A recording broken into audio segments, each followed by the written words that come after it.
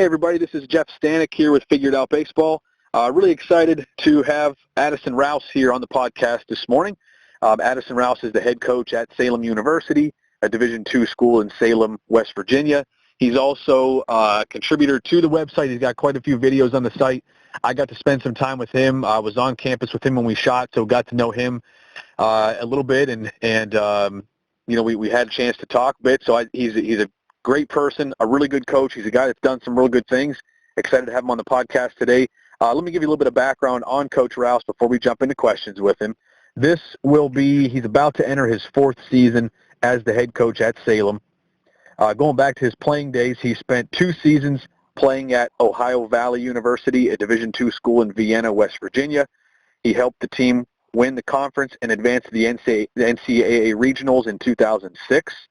He finished his playing career at Brescia University, an NAIA school in Owensboro, Kentucky. While he was there, he helped the team win the conference championship in 2009 and advance to the NAIA national tournament in back-to-back seasons in 2008 and 2009. He was selected as a conference all-academic team and was a graduate in 2009 with a degree in English.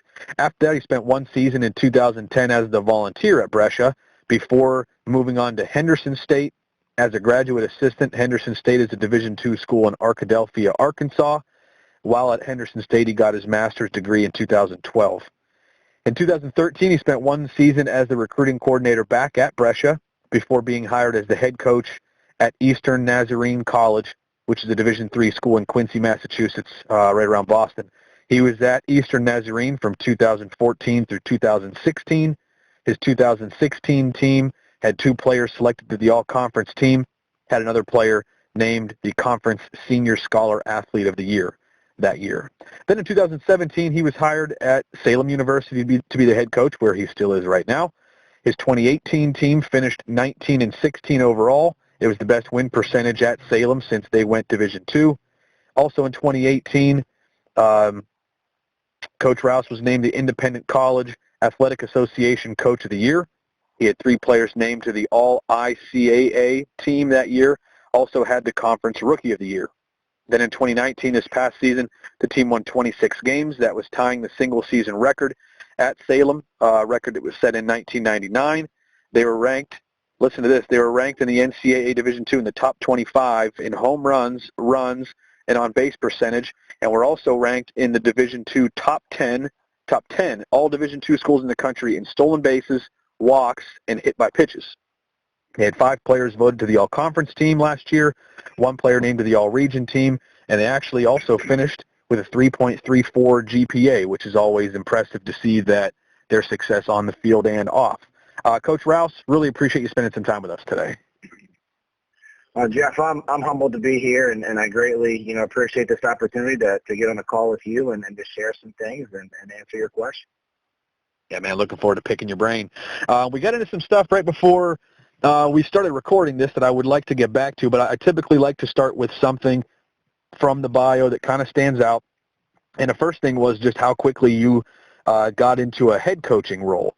A lot of guys will spend a lot of time as an assistant coach before they feel comfortable taking a head job, but you got your first head coaching job in 2014, and you just graduated in 2009, 5 years after graduation. What was that like for you as a young coach, a guy that young to take over a program, especially a Division III school in the Northeast, probably not an incredible amount of resources? What was that like for you as a young guy to take over a program like that?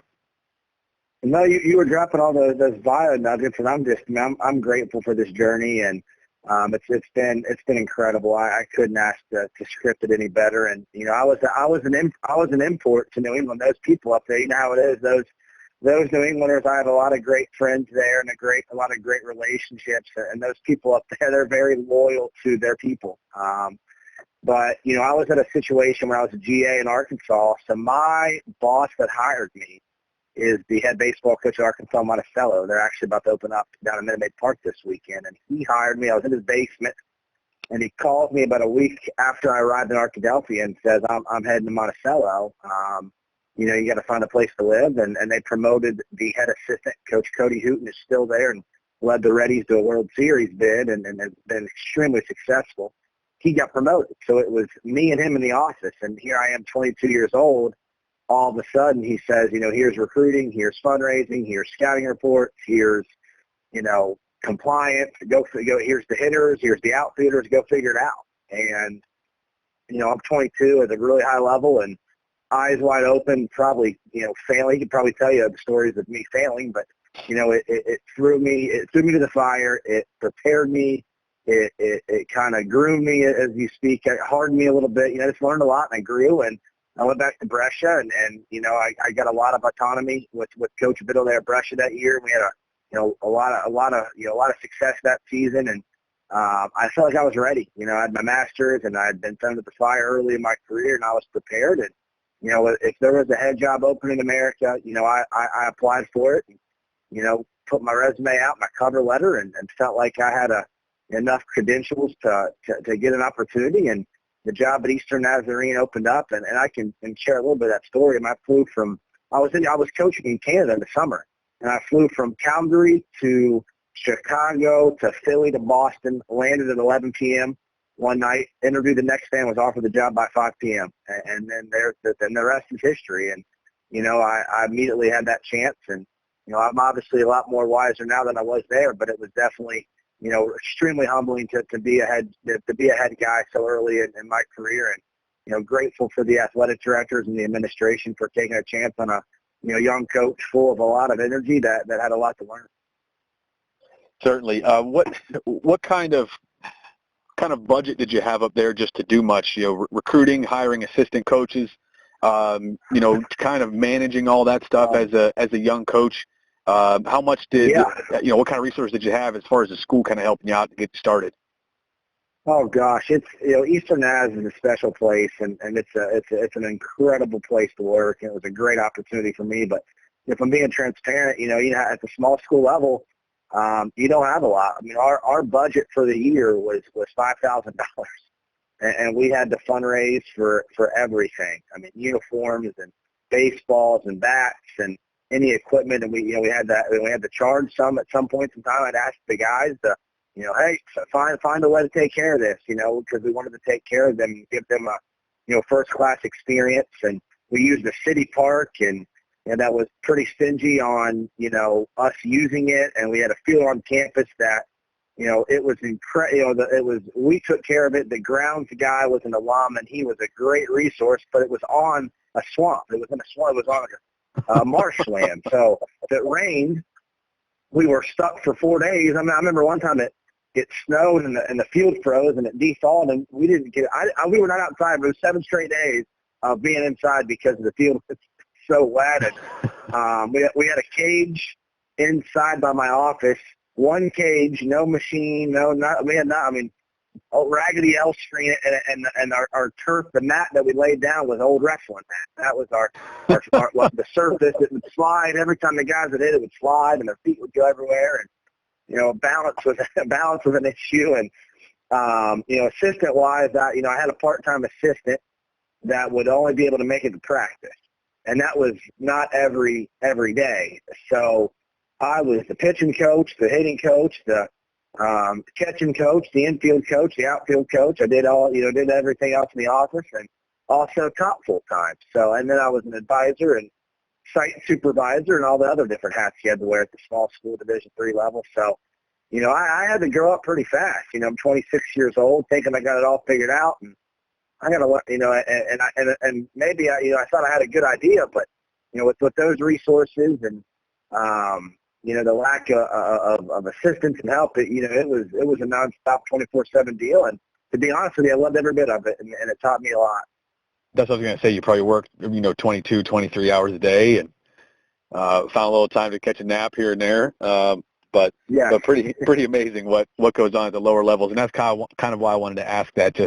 I just think it's always interesting and it's always eye-opening, especially when if you're a part of a program like that, if you're a player or the parent of a player who's at a smaller school, sometimes you just really need to step back and appreciate all that the coaches are doing and all the hats that they're wearing, and just it's amazing at a bigger school like at I saw some guys at a coaches convention a couple weeks ago, some Division II coaches, and we were talking about at the Power 5 schools, they've got director of baseball operations, they've got player development, they've got a bunch of guys on their staff that are not technically coaches, And, the head coach was like, yeah, man, we've got an academic advisor. We've got a strength coach. We've got a baseball operations. We've got a player development guy. And it's all one person.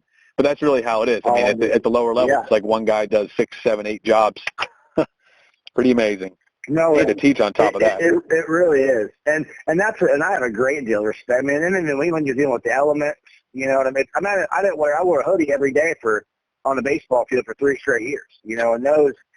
And I was, from, in the Midwest, in the South, and, I thought that I was going to be able to go up there and, and we did a good job. By no stretch would we do a bad job, but I thought I was going to be able to get up there and, I'm this young guy, this hot shot, we're going to win. And I'll tell you what, those New England coaches, they know their baseball, and they are absolute grinders. I mean, they wear all the different hats. They, brave the elements. They work. I mean, they are on the road all the time. And I have so much respect for, the people of New England, the people that I got a chance to kind of mentor me. And, that's where I think I figured it out, is just being on the road with those guys. And this is how you really recruit them. It's every day, and this is how you get your field ready when there's, a foot of snow on the field, and how you just got to figure it out. And those guys do a tremendous job. So like you said, there's some other, levels that are fortunate with, different staff members that do different responsibilities and different jobs. But at that level, more often than not, you are wearing all those hats, and they all got to be done correctly, or your program's going to suffer. No doubt. Really great perspective there, and just a really cool insight into what it's like.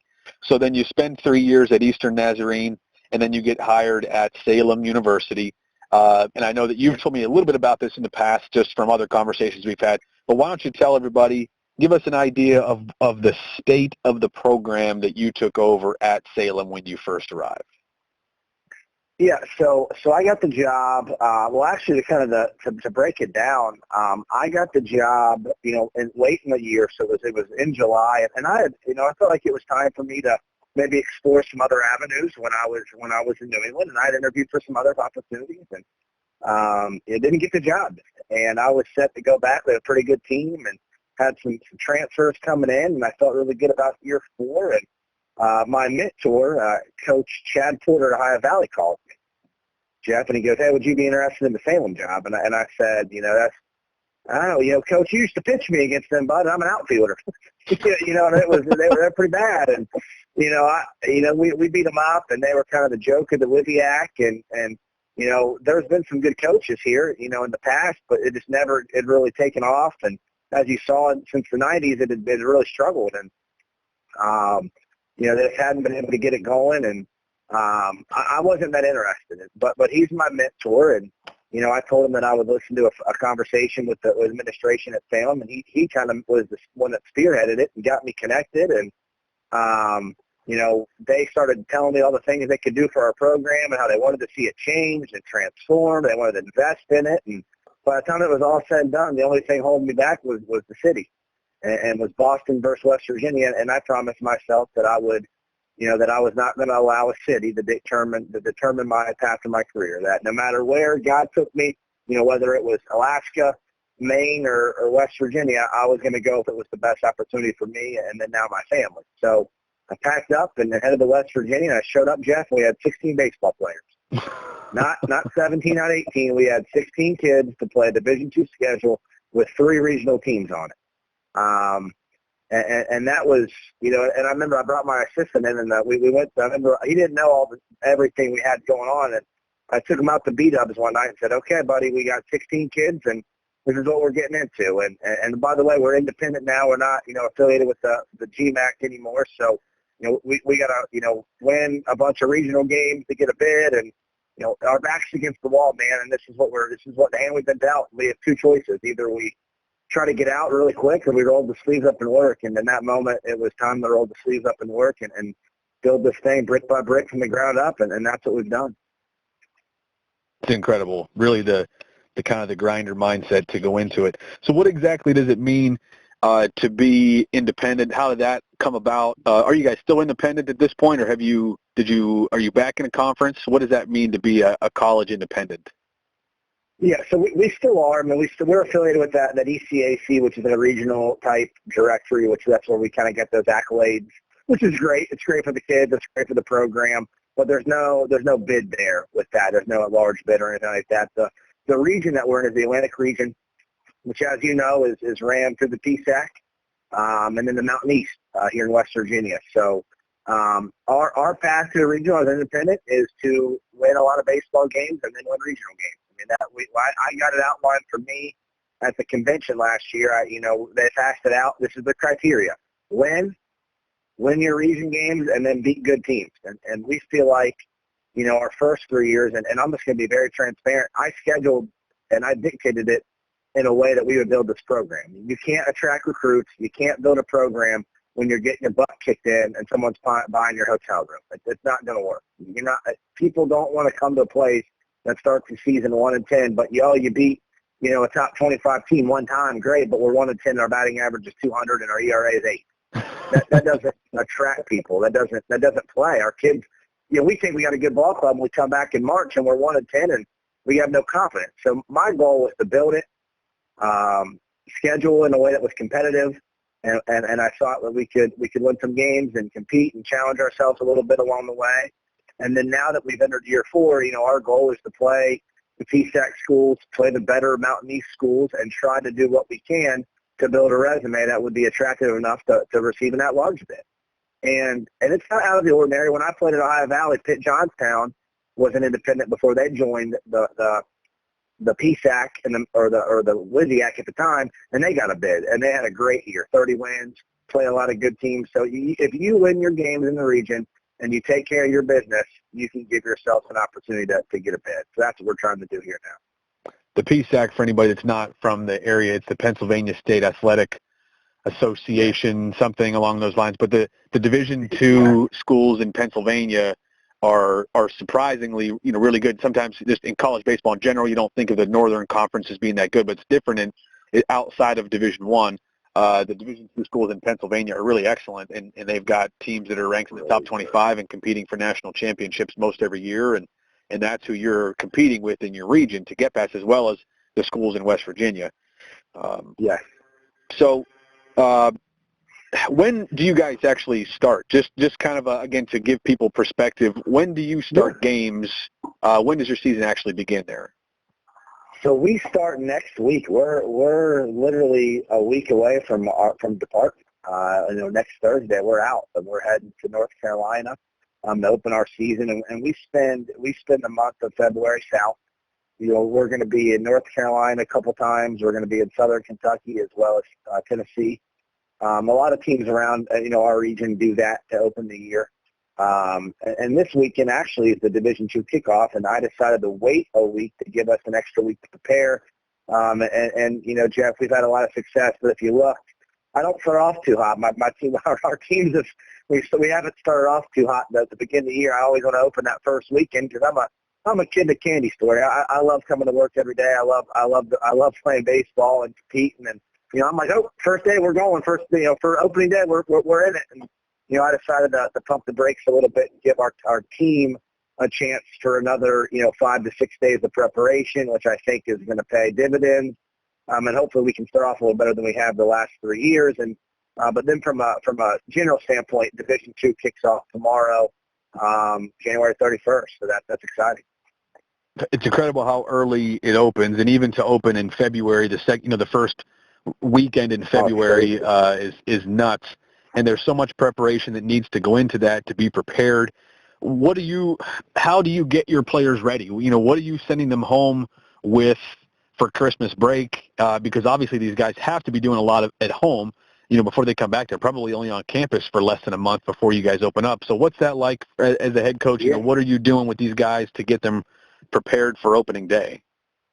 Yeah, you hit the nail on the head. I mean, it's, my former assistant is now, head coach at the NAIA level would always say, you give them the tools and then you come back and like you said, you throw the paint on the wall and you hope it sticks, right? Like, if we don't have any time. We play baseball in 7 days, and I feel like we just got back from Christmas. So we're super intentional about the content we're giving them. So all of my pitching staff, they all had throwing programs, and I give them a lot of freedom. So what I told them is they have a weight program, they have a conditioning program, they have a speed program, all the position guys do. And from a throwing perspective, I said, when you get back, you need to be ready to throw 30 pitches immediately. So they know that they're going to be, they need to put the work in to prepare their arm, prepare their body to be able to throw 30 pitches.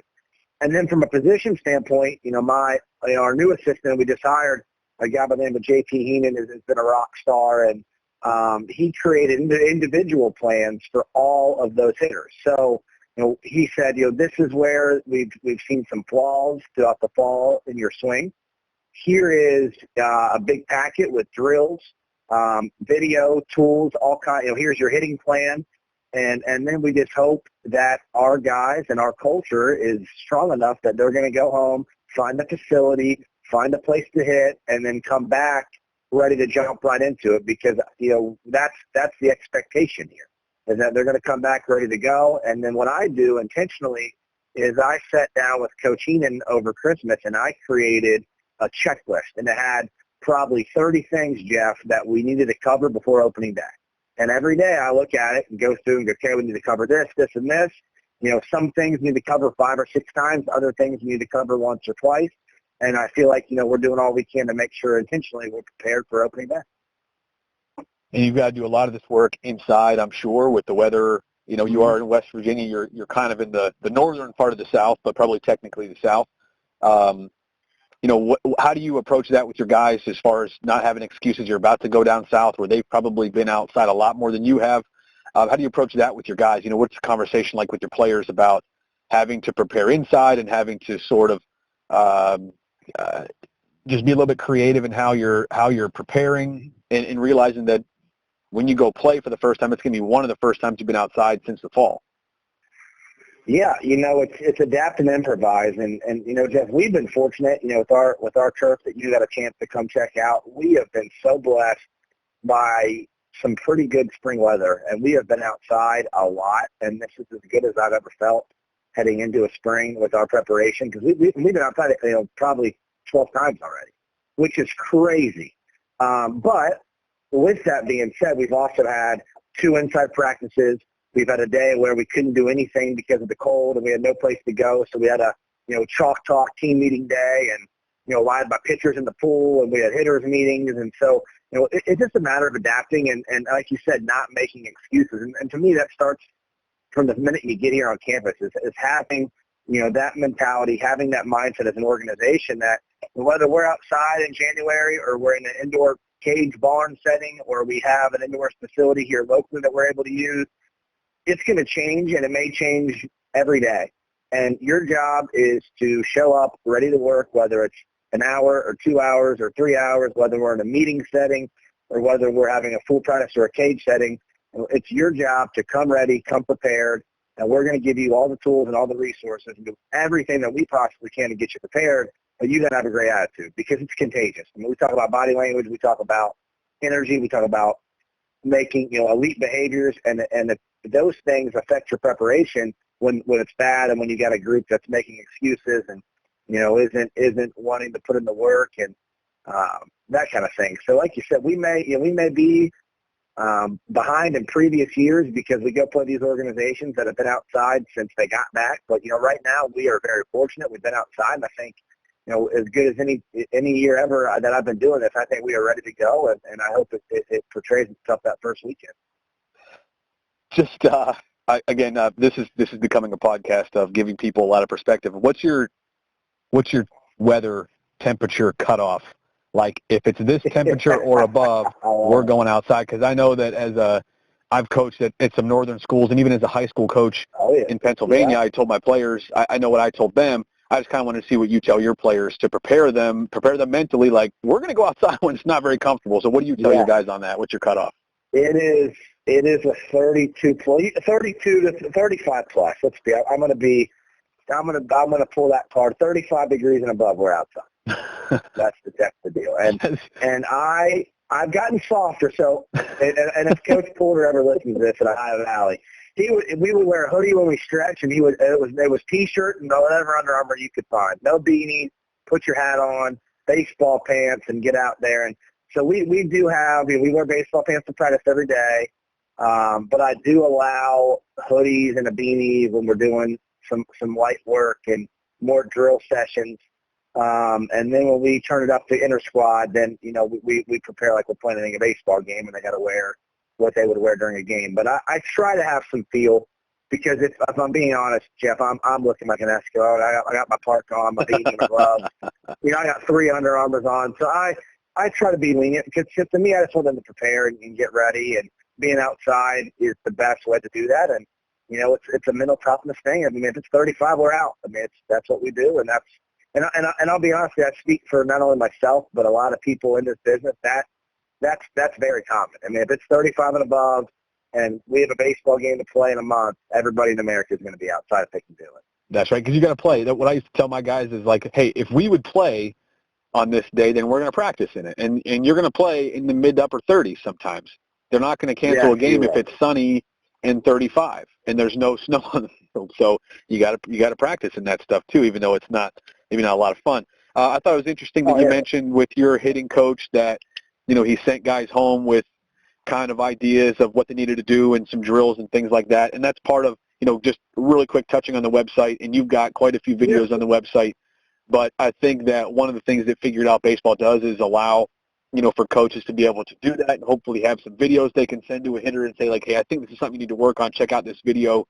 Or even going into practice, I think it can be a great resource for coaches to give themselves some extra tools, some different drills, different way to say something, different way to present something.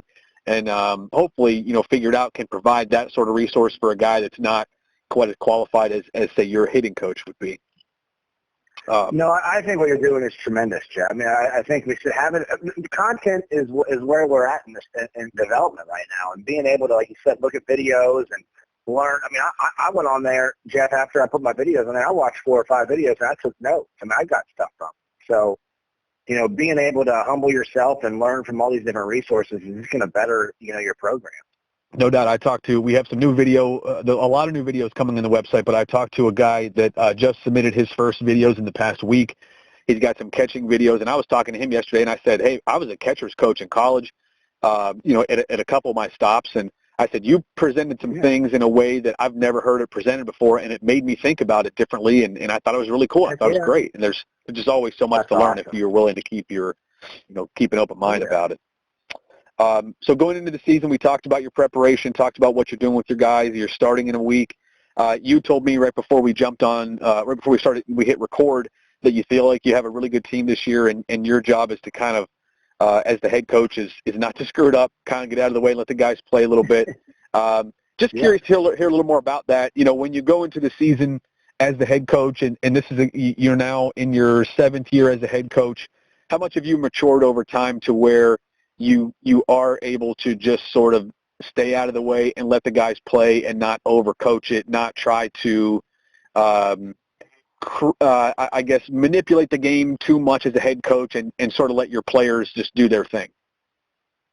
Yeah, Jeff, this is the first for me. I've always been a builder. All these programs that I've been to have required building and starting from, the ground up with recruiting. And now, this will be the first chance to see it through with an older ball club. We will start 5 or 6 seniors, and we'll have, a bunch of other juniors on the baseball field. Everybody who starts opening day will be a junior or senior. And I think as much as I love young talent, there's a lot to go about, when you have experience and you have veterans that have been there and done that, and are prepared and have done it for multiple years in their career. So, as we get into this season, yeah, I'm excited, but you know what? So is everybody in America right now.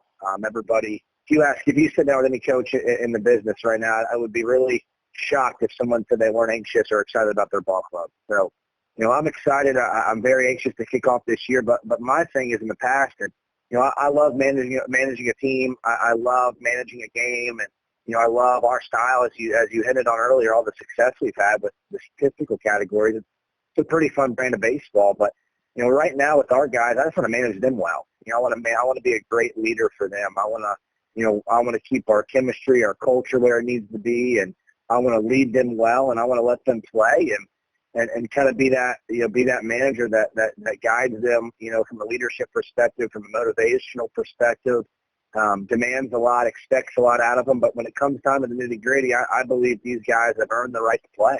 They've earned the right to compete, and I'm going to hopefully put them in position to succeed and let them do what they're here for. And I'm excited to watch them perform this season. As a team that finished in the top 10 in the country among NCAA Division II teams in stolen bases, do you give the green light to guys, or are you calling stolen bases, or is that player to player? How do you manage that part of the game? Yeah, no, I'm glad you asked, because it's kind of a funny. Our stolen base philosophy is really funny. I mean, we do. I put fields on. I try to read pitchers, read counts, and we do run by my dictation. We also give the green light. I also allow our first base coach to kind of, send a nonverbal cue to tell a guy to go. But the way I break it down, Jeff, is we don't do any of those. There's been a lot of content on stolen bases here over the last 5 years, and the guys at stealinbases.com is kind of taking headway in our game. We just run. I mean, we don't do anything special. We get about we have a safe lead, we have a steal lead, so we have two different leads that we do. And to me, all we're doing is running in a straight line, 78 feet essentially. While, to me, Jeff, a pitcher has to probably be quick to the plate. He's probably got to throw a fastball rather than a breaking ball. The catcher, it's got to be a strike and where the catcher can receive it. The catcher has to, receive that throw, and then the catcher's got to get it out of his glove. The catcher's got to throw it to the second baseman or shortstop. The shortstop has to receive it and then tag you, and all you got to do is run in a straight line.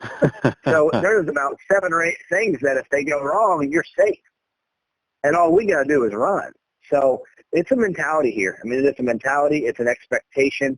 We like to put a lot of pressure on the defense. And like I said, I hinted to, one thing goes wrong in about 7 or 8 different, variables, you're safe. And all I'm asking you to do is run 78 feet. So it's pretty easy. That's how we do it, And we practice it a lot. In the fall, we give our guys the green light. If they get thrown out, they can come back. So we do a lot of different things to kind of say, hey, listen, it's a mentality. Start practicing it now. So if you get tossed out in a game with inter squad and you're trying to impress us as a staff, you're fine. No worries. We'll bring you back. We'll reset. So we try to prepare them right away when they get here. You've touched a little bit on this. This is probably the last question before we've got to cut it off here, Coach Rouse. But we've talked quite a bit about just what your team has done, some things that you believe in. But give me maybe just a couple of elements that you believe are absolutely essential to you continuing on the path of success at Salem, and then once you've kind of reached where you want to, sustaining success. What are some things that you cannot do that without? What are some of the most important elements to having a successful, consistent baseball program, college baseball program? Man, you just dropped the golden question on me, and hold on, hey, Jeff, hold on a second.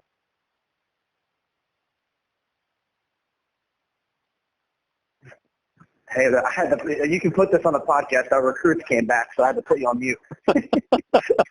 No problem. In the middle of the day, this is what you get out of it. But no, you asked a really cool question, and that's one of the first times I've been asked this question. And if you ask me the 3 most important elements to running a high-level program, I think number 1 is creating a family atmosphere. We Jeff here, my family's very involved. My wife's around all the time. My kids are around. And, I think the biggest cliche in sports is, people say, family, and we want to embody it. So, we do, team Christmas parties to promote our culture. We do community service. My wife and kids are around. Other staff members' families are more than welcome around. The parents of our program are around. So, we want to embody family. We want to embody what that culture and what that looks like. Number 2 is we want to be intentional about our chemistry and our culture. So our guys, we try to develop character. We try to be intentional about how we develop young men in our program. We want them to one day be better fathers and better husbands and better citizens. So we are very intentional about our growth and our development in those areas.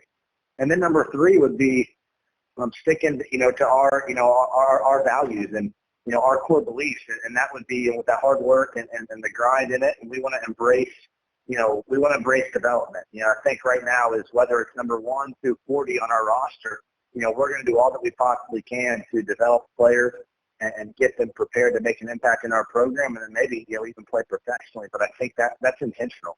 That you got to recruit them, you got to coach them up, you got to continue to recruit them.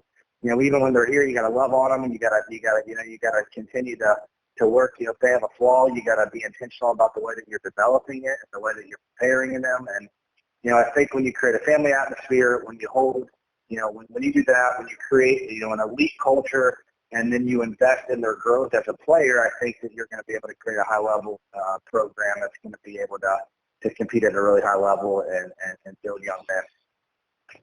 Great answer, and being able to do that on a consistent basis is no doubt going to produce really good teams at Salem. And if you move on from there, anywhere else you go, Addison Rouse, everybody, he's the head coach at Salem University, a Division II school in Salem, West Virginia, and a guy that we're really, really blessed to have as a part of Figured Out Baseball.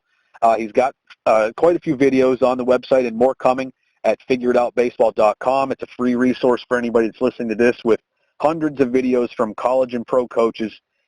Really what we believe is a great resource, as well as these podcasts. We have a lot of podcasts with similar guys to Coach Rouse that are maybe not at the biggest program, but guys that are certainly worth listening to, and just learning about this level of baseball it's always great to me to hear just the things you go through and what you do on a day-to-day basis. But Addison Rouse, guy's a true grinder, a baseball rat, a positive leader, someone who's completely invested in his guys and what he's doing, and a really good leader of young men.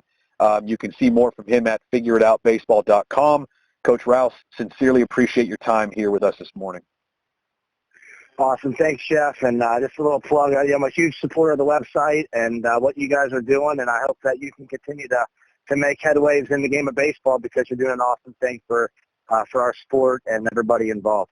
Thank you so much. Your support means a great deal to us. Hopefully I'll see you at some point this spring, but if I don't, best of luck to the team, and I can't wait to catch up with you again. Awesome. Thank you, Jeff. I appreciate it.